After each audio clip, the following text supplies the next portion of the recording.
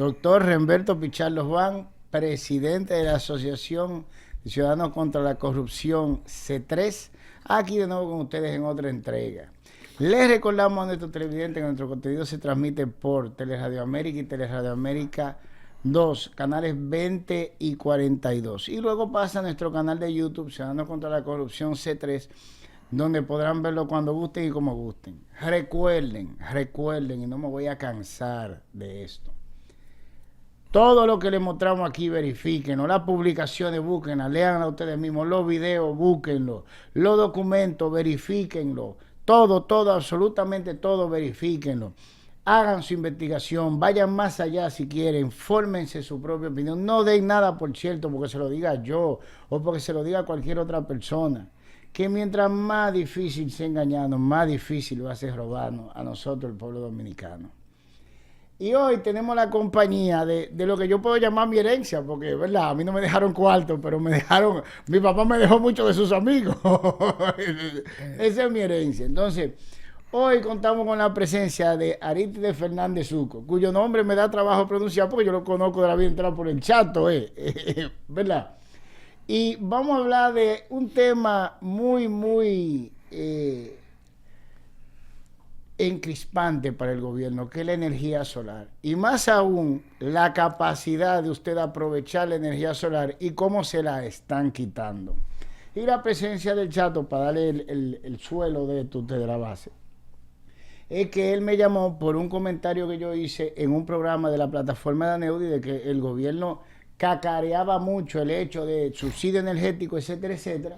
Pero cuando usted buscaba ser autosuficiente y usted hacía una instalación solar, la cual le permitía a usted abastecerse de su propia energía 24/7, entonces le caían arriba precisamente para no permitirle eso a usted. Entonces Chato me llamó y me hizo una serie de aclaraciones que yo dije, no, eso no es a mí solo que tú tienes que decirlo, tenemos que compartirlo con el pueblo dominicano. Entonces yo le doy la bienvenida y a él mismo que diga su currículum y arrancamos con esto para que usted entienda que es una persona que tiene amplia experiencia en el sector y sobre todo sobre la elaboración y aplicación de los reglamentos que rigen la materia. Bueno, pues yo te doy la bienvenida a ti. Bueno, Remberto, en primer lugar yo quiero agradecerte la invitación, pero también poner de manifiesto aquí y hacer, digamos que un reconocimiento a modo de homenaje póstumo a tu padre y a tu madre también. Pero Remberto fue como un hermano mayor para mí y en la formación nuestra, desde que iniciamos en la juventud del Partido Reformista de entonces y luego posteriormente el Partido Reformista Cristiano, fue una persona que contribuyó mucho con nosotros, que nos asesoró, nos aconsejó, nos dio apoyo, incluso no solamente en términos de asesoría política, sino también incluso en términos económicos.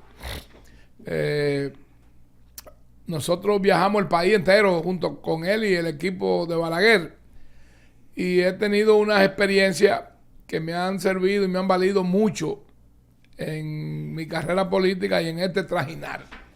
Tú me dices que te diga mi currículum. Bueno, yo primero debo señalar que he sido el diputado electo más joven de la historia del país.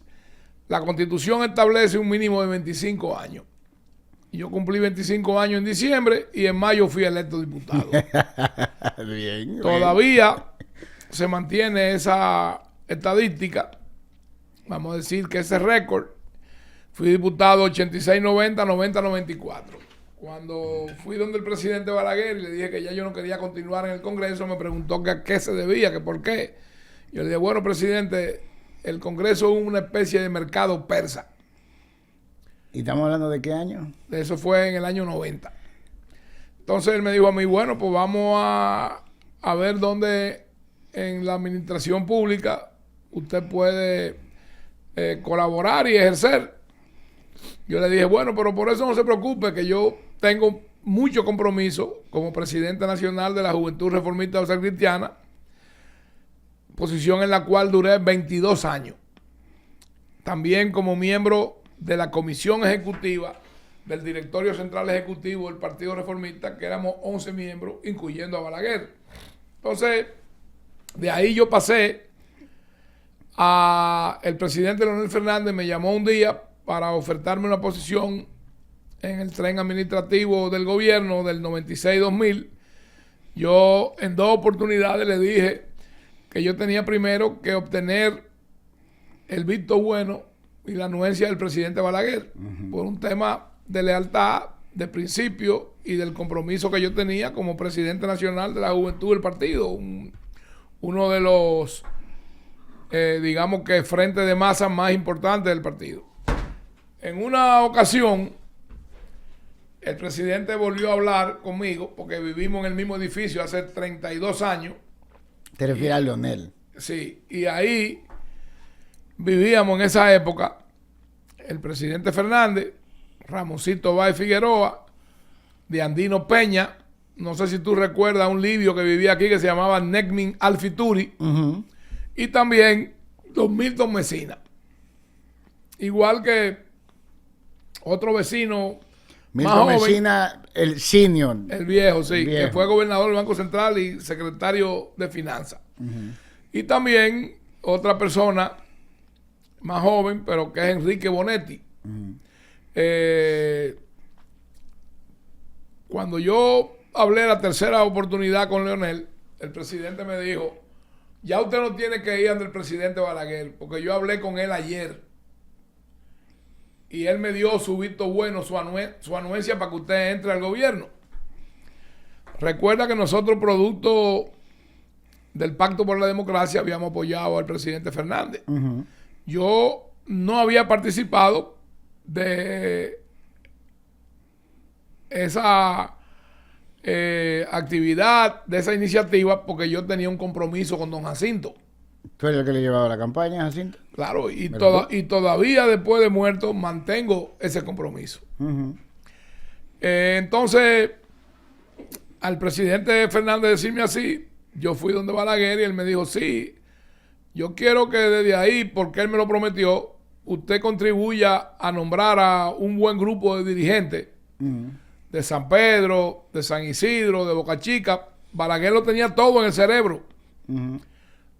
Eso era una máquina que funcionaba mejor que una computadora.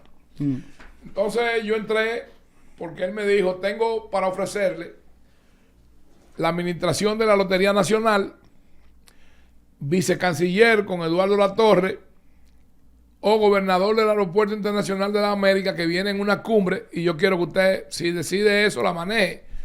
¿Qué a usted le parece? Y de: bueno, presidente, yo nunca me he acostumbrado a ser segundo de nadie.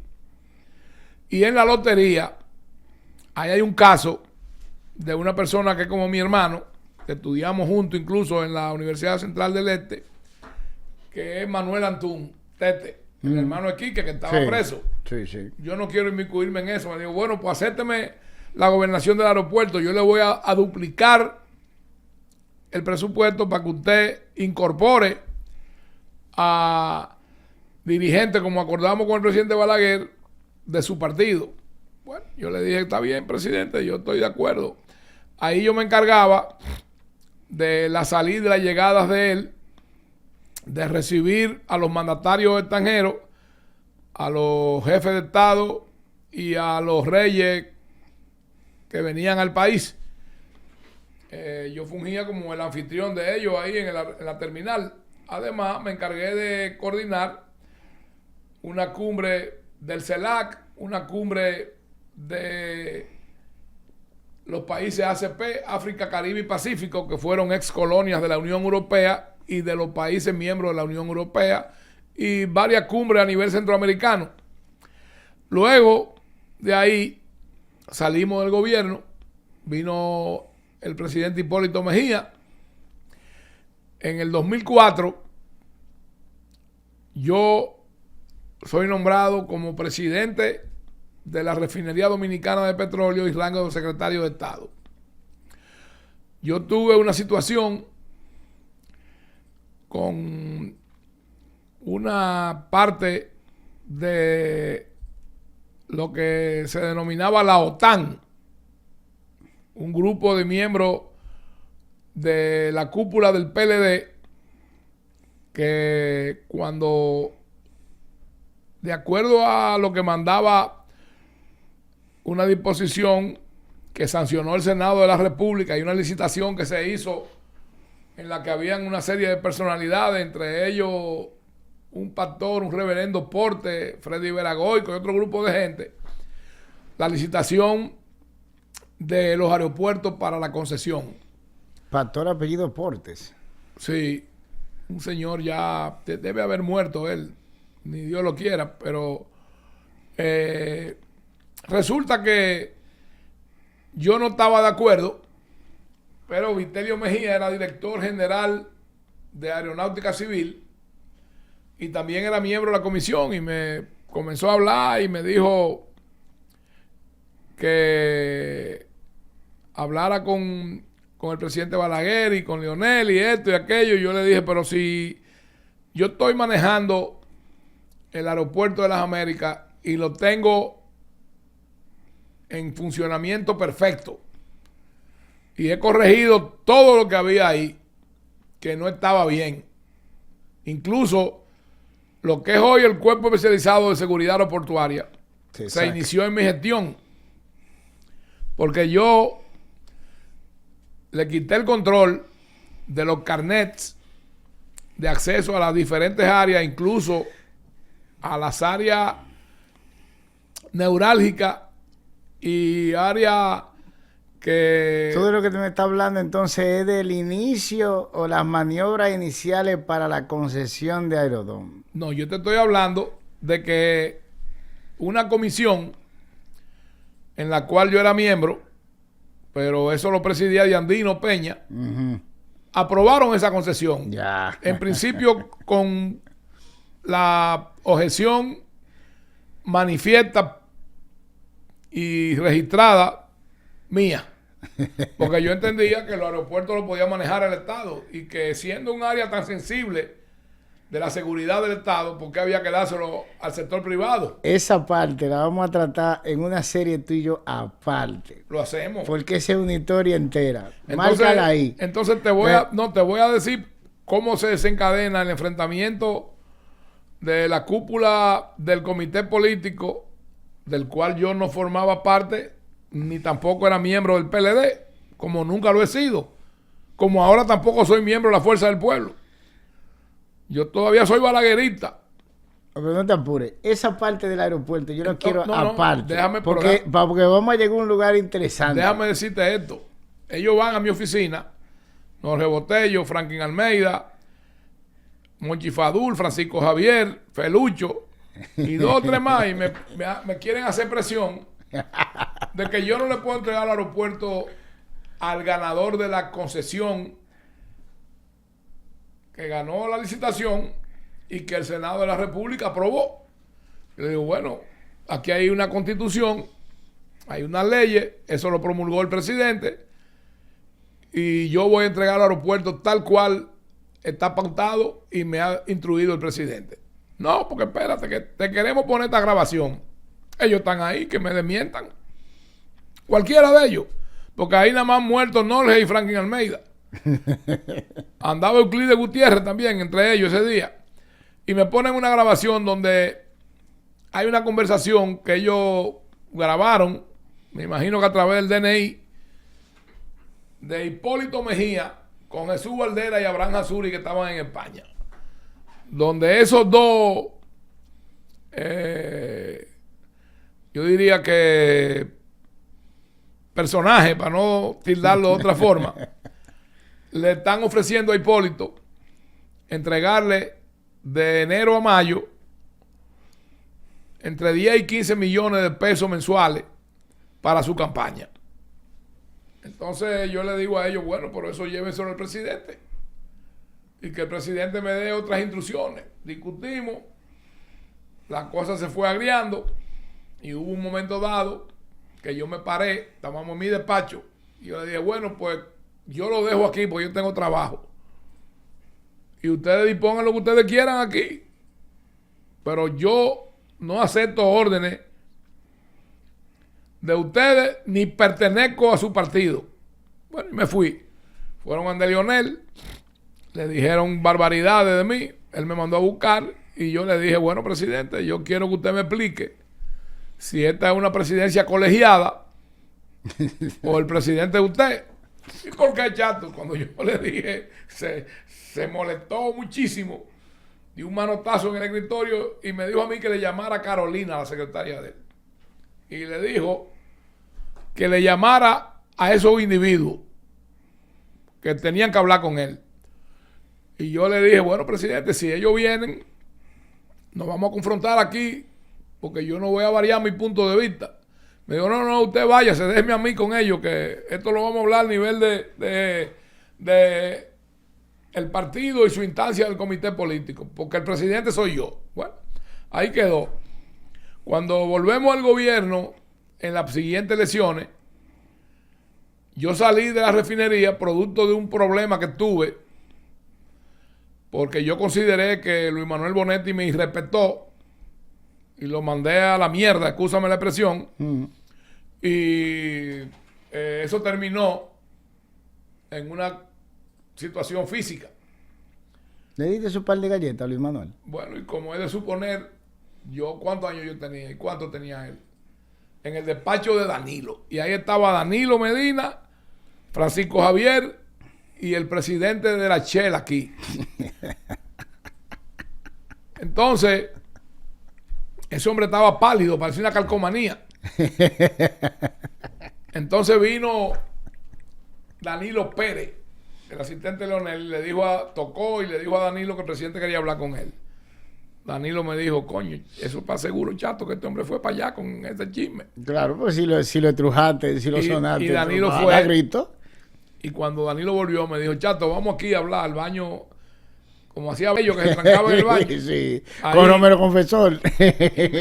Sí, me dijo, bueno, con Romero Confesor y otros menesteres. Entonces me dijo, mira, Chato, este hombre fue y dijo esto y esto y esto. El presidente me preguntó, yo le dije, no. Luis Manuel le faltó el respeto a Chato y pretendió humillarlo. Y usted conoce a Chato, de ahí la reacción de él. Entonces, viene a los 2 o 3 minutos Danilo Pérez, que el presidente me quiere ver, que vaya al despacho del presidente. Y yo le dije, dígale que no, que yo me voy para mi casa. Recogí mis papeles para irme. Cuando yo iba caminando por el pasillo, vino una persona a la que yo le tengo una estima y un aprecio como un hermano. Un caballero, un hombre decente, un hombre que nunca yo le he visto a él la arrogancia, prepotencia de ninguna índole, que se llama Ramón Aquino García. Era jefe del cuerpo de ayudantes militares del presidente Fernández. Eso era antes de que él fuera ministro o secretario de la Fuerza Armada. Y me dice, coño, Chato, hermano, el presidente me mandó a buscarlo.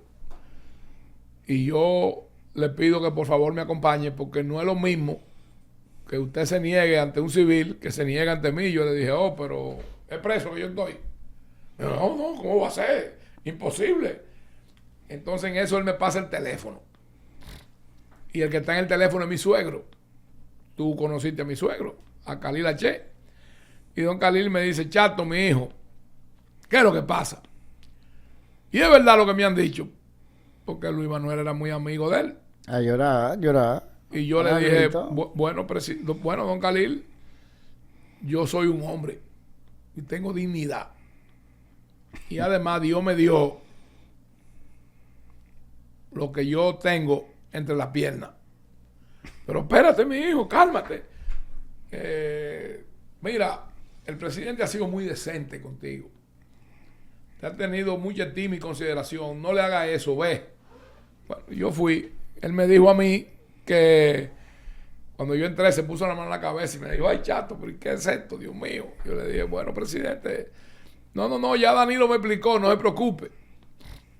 Yo sé que esta persona pretendió humillarlo y respetarlo. Y yo le dije, bueno, y el que se atenga a la consecuencia. Entonces él me dice a mí, mire, como él es la persona que tiene a cargo los subsidios del gas y el diésel, yo voy a pedirle a usted que usted venga para el palacio conmigo. Y usted sea, yo le voy a dar ese despacho de Rafaelito, el que era de prensa de él, ¿cómo era que se llamaba? Núñez. Porque eso le queda chiquito a él, con todos los periodistas, hay que buscarle otro. Todavía no habían hecho la sala de prensa Orlando Martínez. Entonces, yo le digo, pero presidente, si él, estando yo en la Jiménez Moya y él aquí, tenemos estos problemas, imagínese cuando nosotros nos estemos cruzando aquí en los pasillos. Va a pasar una vaina. Pero espérese, digo, no, se lo voy a internar en un hospital.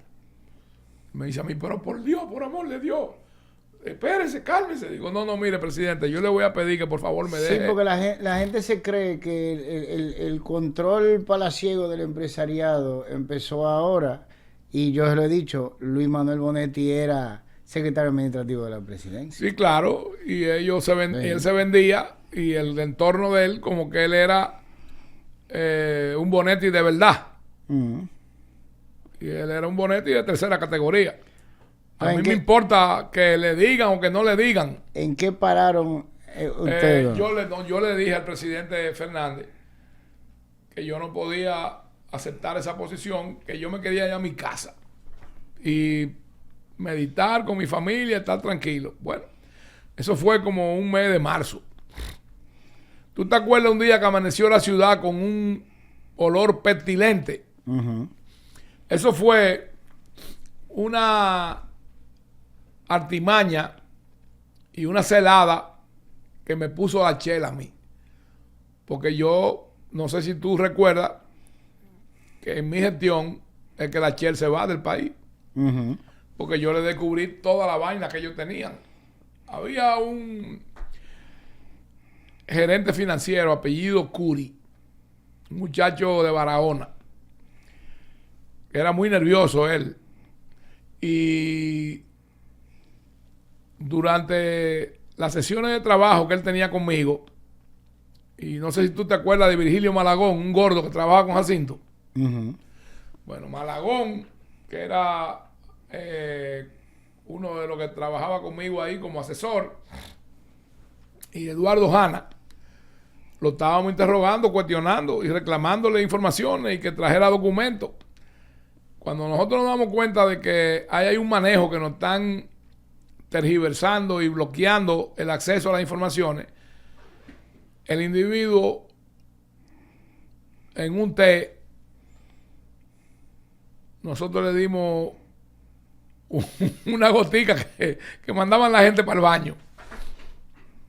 Entonces él fue para el baño y duró mucho rato, y nosotros le copiamos la memoria de la computadora.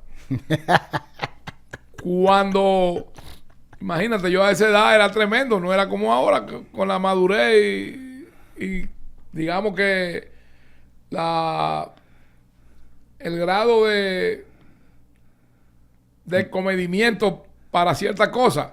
Entonces, cuando nosotros cogemos el informe financiero y la auditoría que ellos le entregaban al Estado como socio mayoritario de la refinería, nos damos cuenta que debía tener como 60 o 80 páginas.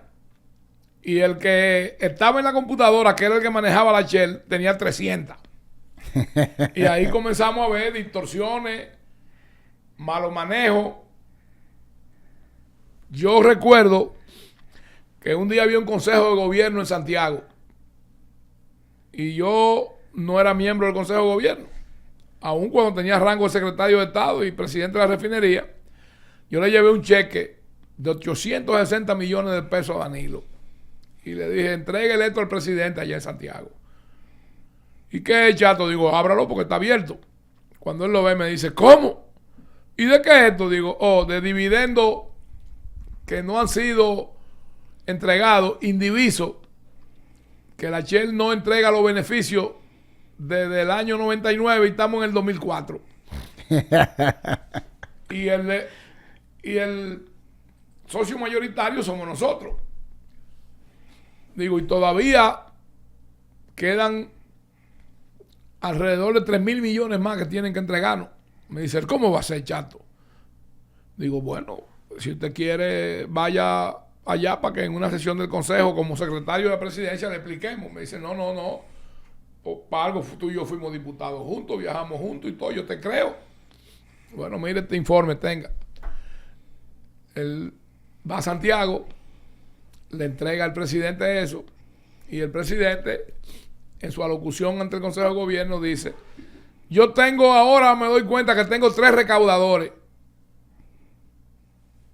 Miguel Coco, Juan Hernández y Chato. Eso está todo el mundo oyéndolo ahí, y periodistas y vaina. Pero hay algunos, pero ¿cómo así, presidente? Dice, bueno, aquí tengo un cheque de 860 millones de pesos. Y él me manda a decir que todavía faltan 3.000 millones más. Él no da detalles, pero cuando llega aquí me manda a buscar y yo le explico cuál es la situación real. Y me dice, cóbreselo, que eso no es una institución o una empresa de capital privado. El Estado es el socio mayoritario.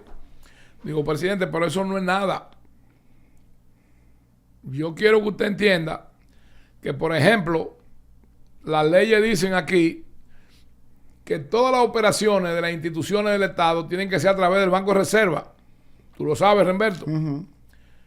Todo lo que es de índole bancario, financiero. Ah, no, ellos compran los dólares a quien ellos quieren y como ellos quieren. Y Refinería compra 130 millones de dólares mensuales. Que a la tasa de cambio actual son tantos. Pero ¿cómo es posible, chato? Y la gente que yo he tenido ahí, ¿qué hacían? Y bueno, yo no sé qué hacían, presidente, porque usted lo tuvo del 96 al 2000. Y ahí hubieron varias personas que hoy tienen rango ministeriales de secretario de Estado. No sé lo que ellos hacían, pero yo no se lo voy a permitir, salvo que usted me dé otras instrucciones, y en ese caso yo le diría que me mande para otro sitio. No, pero eso no es así, no. Controle eso. Y que el Estado tenga el control de eso.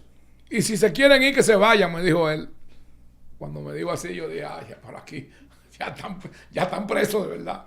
Y comencé a apretarle por aquí, a apretarle por allá. Rafael Maradiaga, que era sobrino del cardenal Maradiaga de Guatemala. Uno que cuando se hablaba de que López Rodríguez podía ser papa, a ese era la contrapartida de él en América Latina. Bueno, ese hombre hacía como el avestruz, que metía la cabeza entre la arena en los consejos de gobierno, los consejos de la refinería. Ellos tenían 4 miembros y nosotros 4 miembros. Entonces, hubo una situación muy difícil. Trajeron a un individuo de Argentina y lo metieron en el consejo, que era el presidente de la Shell de Sudamérica, para quererme frenar. Y ahí hubieron grandes contradicciones. Eso está, muchas de esas cosas recogidas en la prensa nacional. Yo no me la estoy inventando, que busquen los periódicos del año 96. Entonces, el día que la Shell coge un tanque, que habían 2,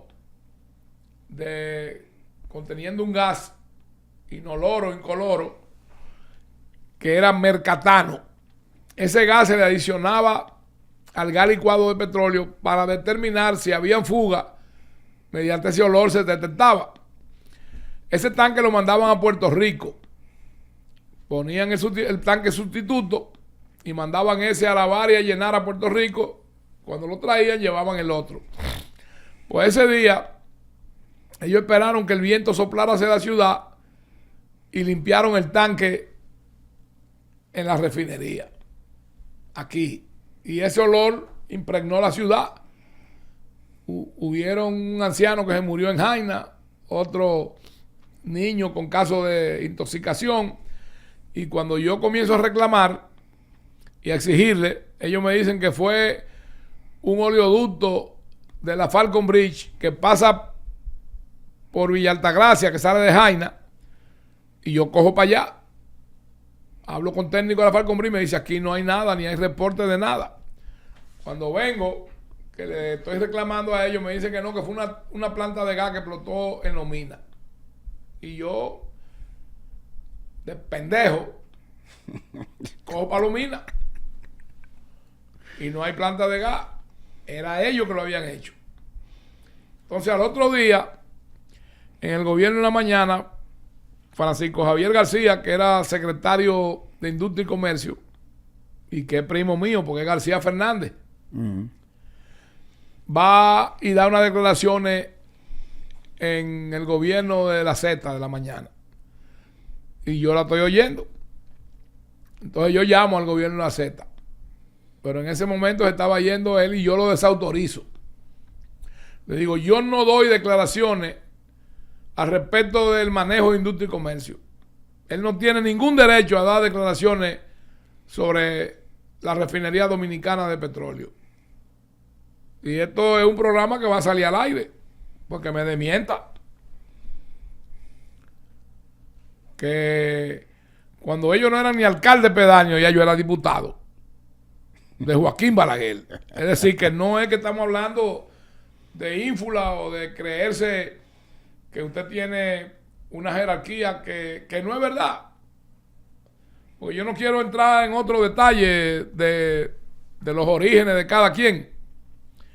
Entonces, él reacciona, lleva el tema al comité político, el comité político me quiere sancionar, vaina. Viene el problema en el despacho de Danilo con Luis Manuel Bonetti y de ahí yo me voy para mi casa. Y entonces, un día de mi cumpleaños, 5 de diciembre, hay una reunión en casa de don Guaroa Liranzo en La Romana. Y estaban don Leo Mato, don Papo Menéndez, Carlos Morales Troncoso y Leonel. Y don Carlos me llama. Él me decía chatísimo. Me dice, chatísimo. Estoy llamando para felicitarte en tu cumpleaños y desearte. Digo, gracias, don Carlos. Aquí me llegó la acostumbrada corbata que usted me manda. Me dice, espérate que te quieren hablar. Me pasa don Papo que está al lado de él. Don Papo está vivo, está ahí. Don Papo me felicita, que si yo qué. Después me pasan a don Leo Mato. Después a don Guaroa. Chato, mi hijo, él me quería mucho a mí. Y éramos muy cercanos. Chato mío, que Dios te bendiga, felicidades y esto y aquello. Y aquí hay un amigo que quiere hablar contigo y que yo quiero que tú lo escuches y ponderes lo que él te va a decir. Bueno, cuando le dan el teléfono y yo oigo la voz, me doy cuenta que es el presidente Fernández. Digo, oh, presidente, ¿cómo está usted? Gusto oírlo, que yo qué. Me dice, Chato, ya es tiempo de que usted vuelva. Porque usted es tan parte de este gobierno como cualquiera de los que están ejerciendo funciones de Estado. Digo, presidente, pero no hay problema, yo estoy contento, estoy conforme. Y aquí usted y yo nos vemos aquí en el edificio de vez en cuando. Me dice, no, yo lo voy a mandar a buscar el lunes para que usted vaya para juramentarlo. Coño, el lunes me van a buscar el mismo Aquino García. Y yo, creyéndome más tigre de la cuenta, me voy en jean y unos tenis. Y cuando yo entro al despacho de él, me dice, ajá, y así es que usted se va a juramentar. Digo, no, presidente, que yo no sabía, pero yo se lo dije a usted el viernes. Rafaelito, consíguete una foto vieja de Chato con traje cuando yo lo juramenté antes. Bueno, publican la foto y él me designa como asesor energético del Poder Ejecutivo y secretario de Estado. Y ahí es que me dicen que me van a dar el despacho de Rafaelito. Digo, no, presidente, yo no puedo estar aquí junto con este señor. Yo me voy a ir y yo lo hago desde mi casa. No, pero vamos a buscar un despacho. Digo, no es necesario, yo lo hago tranquilo, presidente, no se apure. Bueno, me voy para mi casa. Como a los 6 meses, él me manda a buscar y me dice, mire, ahí hay un muchacho que es presidente de la Comisión Nacional de Energía, hermano de Temístocle. Yo lo voy a mover a él para que usted presida la Comisión Nacional de Energía. La ley dice que es un director general, director ejecutivo. Pero el decreto mío, que sale del despacho de Pina Toribio, sale como presidente de la Comisión Nacional de Energía y secretario de Estado. Posteriormente, yo asumo ese rol me corresponde modificar la ley 125.01, la Ley General de Electricidad, y hacer la ley y el reglamento de la ley 5707 sobre energías renovables y sus regímenes especiales, que de paso es la única ley que ha tenido su reglamento dentro del plazo que manda la misma ley aprobada por el Congreso. La única legislación en el país que ha estado dentro del plazo. Hacemos una labor muy ardua, un equipo de trabajo que no me lo voy a atribuir yo, de técnicos muy calificados. Además, ahí habían técnicos representantes de la Corporación Dominicana de Empresas Eléctricas Estatales, del organismo coordinador de la Superintendencia de Electricidad, de la empresa de transmisión, de la empresa de generación hidráulica y del Protecon. Bueno, hacemos el reglamento, se lo enviamos al presidente, el presidente lo aprueba y se promulga. Ahí hay un caso que se dio con esa ley. Cuando la ley sale, yo le había hablado a varios amigos de la bondad de esa ley, de que tenía una exención de un 70% en términos fiscales, y de los beneficios de la ley, de que tú generabas a través de un contador dual, tú medías lo que tú generabas, lo que tú consumías y lo que despachabas a la red, y había que pagártelo. Me llama don Leo Mata un día y me dice: coño, pero tú me has metido en esta vaina. Y aquí vinieron unos tipos de la CDE con militares y vaina y me han incautado el contador y se quieren llevar los equipos que tengo en el techo. Digo, ¿cómo? ¿Y cómo es eso, don Leo? Dice, no, una gente de la Corporación Dominicana de Empresas Eléctricas Estatales. Digo, de Radamés Segura. Dice, hoy ¿de quién más? Porque eran funcionarios de ahí. Digo, mire, don Leo, yo voy a mandar a un ingeniero que es jefe de proyecto aquí a que compre un contador dual y lo instalen de nuevo. Y mañana yo personalmente voy a estar ahí esperando que ellos lleguen. Llega un coronel con 3 supervisores, 2 técnicos y un chofer. Y están tocando a don Leo con intenciones de llevárselo preso y llevarse el contador. No te quiero alargar mucho el cuento. Yo no soy ni un superhéroe de los cómics ni nada. Yo lo que soy es un funcionario que creo en el imperio de la ley y que asumo mis responsabilidades. Cuando yo intervengo, ellos están en una actitud levantica, arrogante, prepotente. Bueno, ellos andaban con un coronel y yo andaba con un general que trabajaba conmigo. Y una dotación militar. Y le dije, aprécienlo todito. Y lo cogen preso todo y me lo llevo para la Comisión de Energía. Como a la media hora me llaman de la presidencia y me dice el general Puig, espérese que el presidente quiere hablar con usted. Hola, señor presidente, ¿cómo está usted? Bien, bien, chato, pero explíqueme, que me ha llamado Radamés Segura quejándose. ¿Es cierto que usted tiene detenido a un coronel y a unos funcionarios de allá? Digo, sí, señor. Pero ¿y cómo es eso, chato? Digo, bueno, usted me explica, señor presidente, si usted quiere que yo permita que el imperio de la ley y los derechos de los ciudadanos sean pisoteados y desconocidos. Pero ¿qué es lo que pasa? Yo le explico y le digo, pero esa ley la promulgó usted, presidente. Y a las 48 horas es de obligatorio cumplimiento en el Distrito Nacional y a las 72 horas en el territorio nacional. Y él me dice, pero ¿cuál es la situación? Digo que él no acepta la ley porque dice que esa ley va en detrimento de las EDE. Pero que no es posible, chato, ¿cómo va a ser? Digo, bueno, puede ser la realidad, presidente. Hablando de Radamés Segura. Sí, y de ahí salimos él y yo en muy mala relación. El presidente lo manda a buscar y le dice que es imposible, que cómo es posible. Como él me conoce, no nos carea, no nos pone juntos. Bueno, entonces él depone la actitud y permite con muchísima traba en la Superintendencia de Electricidad que era después que nosotros aprobábamos los proyectos donde iba. Y comienzan a cuentagotas a salir los permisos para la instalación del parque solar. Bueno, y de ahí vinieron otras cosas que yo no la voy a mencionar aquí porque haría demasiado largo este introito, relato de mi paso por ahí. Resulta que cuando hay una actitud desde el sector empresarial muy crítica con el sistema eléctrico nacional, van a nombrar a don Celso Marrancini como director ejecutivo, vicepresidente de la Corporación Dominicana de Empresas Eléctricas Estatales. Él me va a ver por un tema de una generadora que él tiene en Jaina que suple al parque industrial de Zona Franca que hay ahí, pero me hace una serie de tanteos. Y después va a donde Leonel le dice que, y esto me lo confirmó a mí el propio presidente. Leonel. Sí, que para él aceptar esa posición había que relevarme a mí. ¿Cuál posición?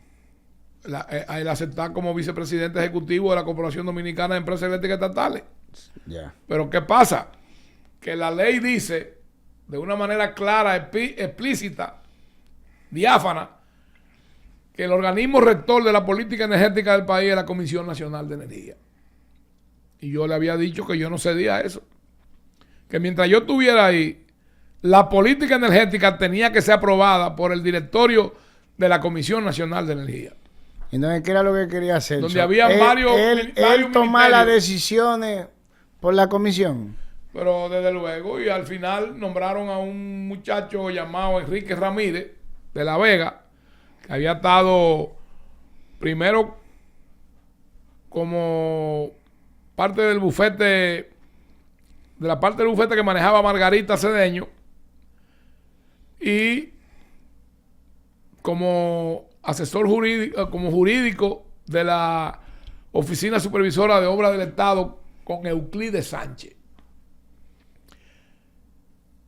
Me sustituye y a mí, bajo el entendido y el argumento de que yo era un hombre que había estado en el sector aeronáutico y que soy piloto y vaina, me dicen que vaya para la comisión, para el departamento aeroportuario.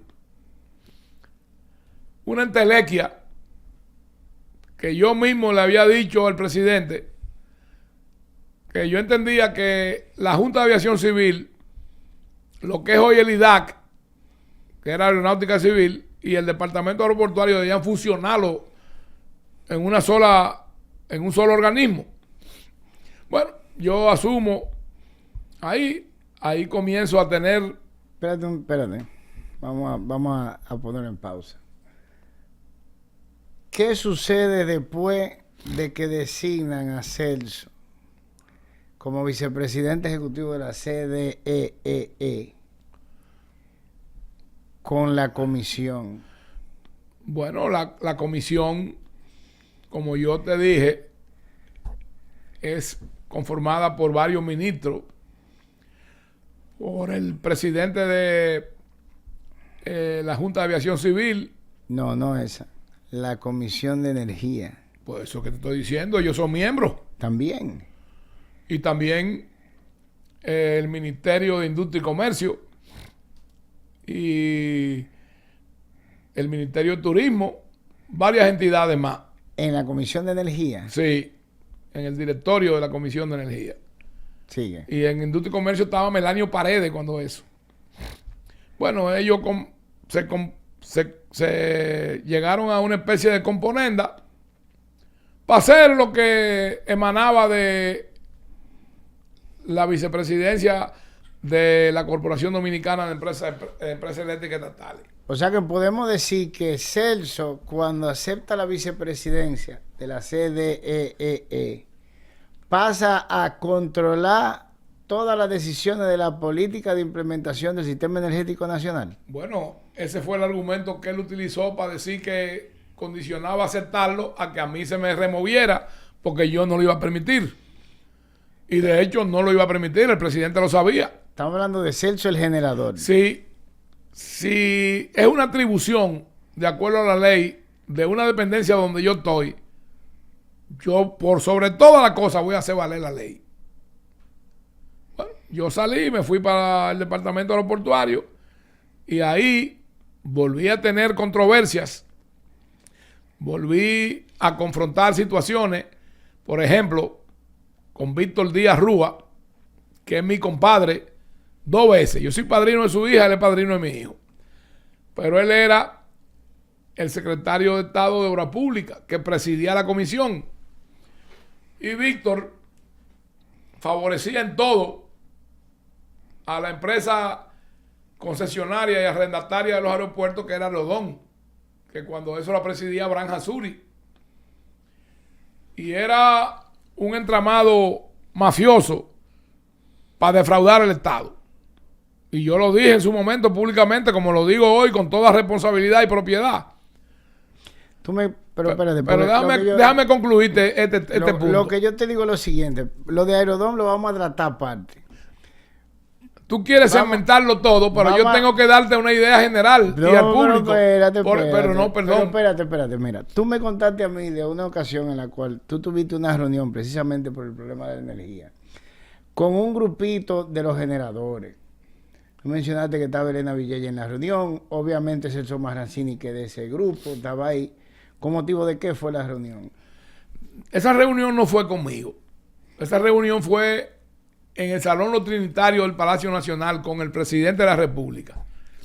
Generadores privados, don José Miguel, don Roberto Bonetti, Juan Vicini y 2 o 3 más.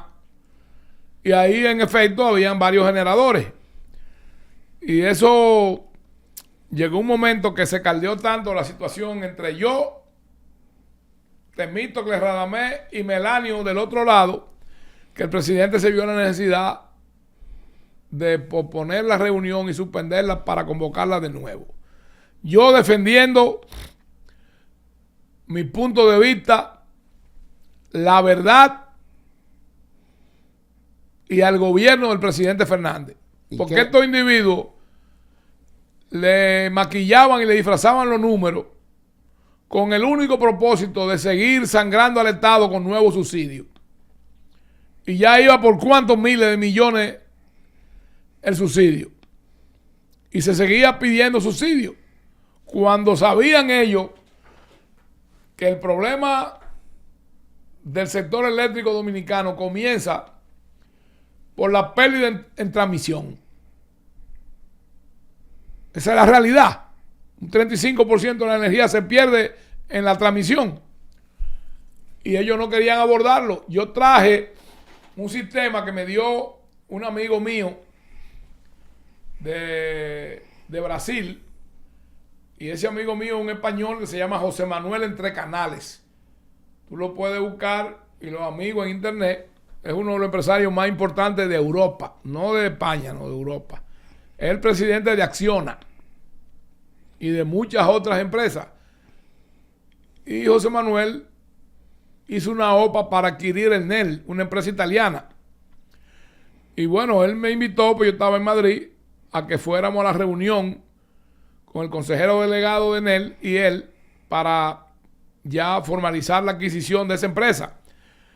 Cuando salimos de ahí, él me dice que cuál es mi opinión. Y yo le digo, andaba con nosotros un amigo dominicano que es Bobby Jiménez, que había sido compañero de estudio de él en Nueva York, en New York University, NYU. Y en una ocasión que yo estaba haciendo unos cursos, José Manuel tuvo una situación que le cayeron mal unos tragos y cosas y lo llevamos para su apartamento y lo asistimos y él pues me cogió aprecio, cariño. Cuando yo iba a España me invitaba al Santiago Bernabéu a su palco, me invitaba a ver los juegos de polo en Sotogrande y así. Entonces cuando salimos de esa reunión de NEL, yo le dije, pero José Manuel, ¿cuál es el propósito de ese señor de quedarse 2 años como supuestamente asesor tuyo, si tú tienes tu propio equipo? ¿Y qué es lo que él persigue? ¿Qué señor? Me dijo ¿Qué señor? José Manuel Entre Canales, con el que era consejero delegado de Enel, un ciudadano español, pero que era empleado y representante de Enel, la empresa de energía más grande de Italia. Entonces, él me dice, coño, tú me has puesto a pensar, es verdad, ¿qué es lo que él persigue? Bueno, a los pocos días, la Merkel sometió en Bruselas y en Nueva York a José Manuel, porque ella decía que esa obra era ilegal y que había una empresa alemana que quería comprarla. Y eso se degeneró en un problema muy serio a nivel europeo y en las cortes de arbitraje de Bruselas, la Unión Europea y de Nueva York, que era el sitio que habían escogido para dirimir eso. Tú sabes, cuando se va a hacer un contrato de eso, las partes dicen, bueno, el árbitro está en tal sitio. Bueno, y para no alargarte de más cuenta esta situación, eso produjo que Temístocles pasara para Industria y Comercio. Francisco Javier va a otra posición, Melanio también, y Radamés entra a Celso. En ese interín yo me voy al departamento aeroportuario, que ahí comienzo. Entonces, espérate, la reunión de la que tú estás hablando de los generadores que se caldearon los ánimos con Leonel, ¿se dio siendo Celso vicepresidente ejecutivo de la CDE? Era Radamés Segura. Entonces la designación de Celso Marrancini viene después de esa reunión. Posterior a eso, varios meses después, cuando la situación entre nosotros ya era insostenible. Entonces, entre Celso y tú. No, entre Radamés y yo. Y del lado de Radamés estaba Temístocles Montá y estaba Melanio Paredes, que eran del comité político del PLD, y yo que era ¿Y a quién un miembro del directorio central ejecutivo y la comisión ejecutiva del Partido Reformista. Y ellos estaban, déjame preguntarte, ¿y ellos estaban en beneficio de los generadores o contra los generadores? Pero siempre ha habido un contubernio entre la dirección de la Corporación Dominicana de Empresas Eléctricas Estatal y los generadores. ¿O es que tú no conoces, digamos que, cómo se maneja el sector? Sí. ¿Tú sabes lo que es el organismo Ahora. ¿Tú sabes lo que es el organismo coordinador? Pero estamos hablando de la génesis de este lío. Pues yo te pregunto, Eso es. ¿tú sabes cuáles son los roles del organismo coordinador? El organismo coordinador es el que dice qué planta entra al sistema y qué despacha al sistema. Pero ahí hay una regulación que dice que si tú generas a Diesel 2 y tu generación cuesta tantos centavos por kilovatio hora y yo estoy generando a gas natural y genero a X centavos menos que el Diesel 2 porque es más caro, además de más contaminante. Pero sale la generación a gas natural y entra el Diesel 2 que genera más alto. Entonces inmediatamente todos los generadores que están despachando la red cobran al precio que el último que entró. Búscalo. Es un atraco. O sea que tú me quieres decir que ellos se pueden poner de acuerdo para que entre precisamente la más cara para ellos cobrar más. Que se quieren poner no. Ande el diablo. Pero oye esto. Por eso yo te he dicho a ti y le he dicho al país, porque yo no tengo, bueno, yo no vivo de esa vaina, ni tampoco de cargo público. Eso es un cartel. Sí, sí, pero mira, oye esto. Usted me dijo el otro día esto va a ser, que usted quería saber si yo lo tenía donde Dios me lo puso. No, pero vamos a darle. Y yo le dije, búsquese un perro prieto si tiene miedo. Y tengo uno. Pero yo soy el que cuida al perro, no el perro a mí. Sí, el que mete miedo a usted, no el perro. Sí, exacto. Entonces el perro se esconde atrás de mí, el que le da para adelante soy yo. Pues yo soy el que cuida al perro, no el perro. Pero yo lo que estoy hablando es la realidad. Pero oye esto. A que nadie se atreve a desmentirme, porque le busco la documentación de toda la vaina. Pero oye esto. Vamos, por hoy se nos acabó el tiempo. Vamos a tenerte en una segunda parte a ti. Y Vamos a hacerlo. esto vamos a tener que cambiar el nombre, porque la verdad es que la génesis de todas estas asquerosidades, esto no tiene mamacita. Vamos a hacerlo. Entonces vamos a tener que cambiar el nombre a esto. Paseo por el asqueroso mundo de los combustibles y la generación. Bueno, Algo así le vamos a poner. Entonces esta va a ser la primera parte y yo te voy a llamar a ti para seguir hasta que lleguemos hasta el día de hoy en todo este lío. Que hay muchas cosas que todavía yo no te he dicho. Pero es que para eso que te voy a traer otra vez. El pueblo para que y la siga. sociedad dominicana debe saberlo. Bueno. Yo te dije ahorita, fuera de cámara, Para eso te voy a traer otra vez, que otra la vez, otra generación vez. hidráulica y la transmisión son de la exclusividad del Estado y aquella empresa privada que tiene línea de transmisión. Hoy, ¿cómo es posible si la ley lo prohíbe? Señores, vamos a dar una segunda, una tercera y cuantas partes hagan falta en cuanto a esto. Porque la verdad es que Lo nos que hemos yo- metido, pensamos que era una piscina y es un mar. Y lo- vamos a navegarlo No, entero. No es un mal, es el triángulo de la Bermuda. Pero por hoy. Óyeme lo que te voy a decir. Pero oye, pero espérate, dame despedir el programa, se acabó el Lo tiempo que ahí. tú la puedes gente estar afuera. seguro es que lo que yo diga aquí y en cualquier otro lugar que yo esté es en defensa de los mejores intereses de mi país. Sí, estamos de acuerdo. Porque por eso está a sentado mí ahí. mucha vaina que me han ofrecido y yo la he rechazado. No, pero para eso estábamos haciendo otra vez, no te apures. Señores, por hoy se nos acabó el tiempo. Lo vamos a dejar hasta aquí y que el Señor los bendiga. Amén.